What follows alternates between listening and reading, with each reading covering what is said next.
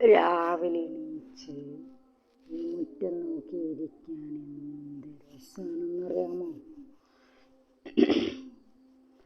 5 മണിക്ക് എണീച്ചിട്ട് ഇപ്പോഴത്തെ കുട്ടികൾക്കാർക്ക് ഈ പ്രഭാതം എങ്ങനെയെന്ന് അറിയത്തില്ല. അവർ രാത്രി 1 മണി വരെ മൊബൈൽ നോക്കി കിടന്നുറങ്ങും.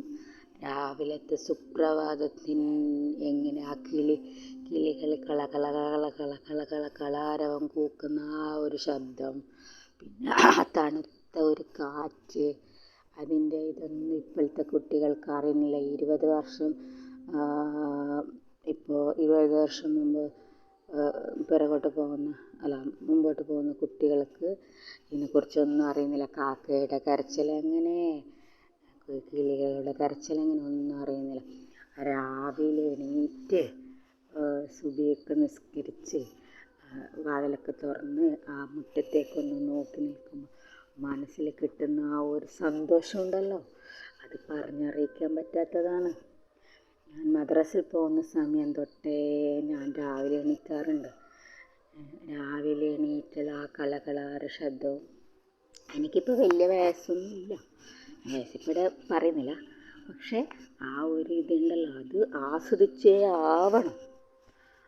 അത് അനുഭവിച്ച ആൾക്കറിയോ ആ രാവിലെയുള്ള തണുത്ത കാറ്റ്, അതുപോലെ തന്നെ കിളികളുടെ ശബ്ദം, പിന്നെ ഞങ്ങൾ തൊട്ടടുത്ത് അമ്പലമുണ്ട്, അമ്പലത്തിൻ്റെ പാട്ട്, പിന്നെ പള്ളിയുണ്ട്, പള്ളിയുടെ ബാങ്ക്, അങ്ങനെ അതെല്ലാം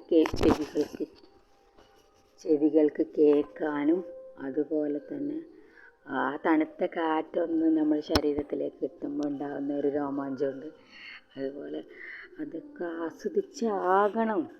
ഞാൻ പറയാവുന്ന എൻ്റെ സഹോദരിമാരോടും എൻ്റെ സഹോദരന്മാരോടും ഞാൻ പറയാറുണ്ട്, ഇതൊക്കെ നമ്മൾ ആസ്വദിക്കണം. നമ്മളെ ലൈഫിൽ നല്ല ആരോഗ്യത്തിനും വേണ്ടിയും നമ്മളെ മുന്നോട്ടുള്ള ജീവിതത്തിന് വേണ്ടിയും നമുക്ക് നല്ല ഒരു ഉന്മേഷം തരുന്ന ഒരു സംഗതിയാണ്. രാവിലെ 10 മണി കഴിഞ്ഞങ്ങ് മൊബൈൽ ഓഫ് ചെയ്യുക, എന്നിട്ട് ഉറങ്ങുക, എന്നിട്ട് രാവിലെ 5 മണിക്ക് ഉണരുക.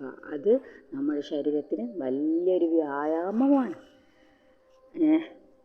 ഞാൻ എൻ്റെ ചെറിയ പ്രായത്തിലെ എണീറ്റ് ശീലമുണ്ട്, അതുകൊണ്ട് ഞാനത് റിപ്പീറ്റ് ചെയ്യുന്നു.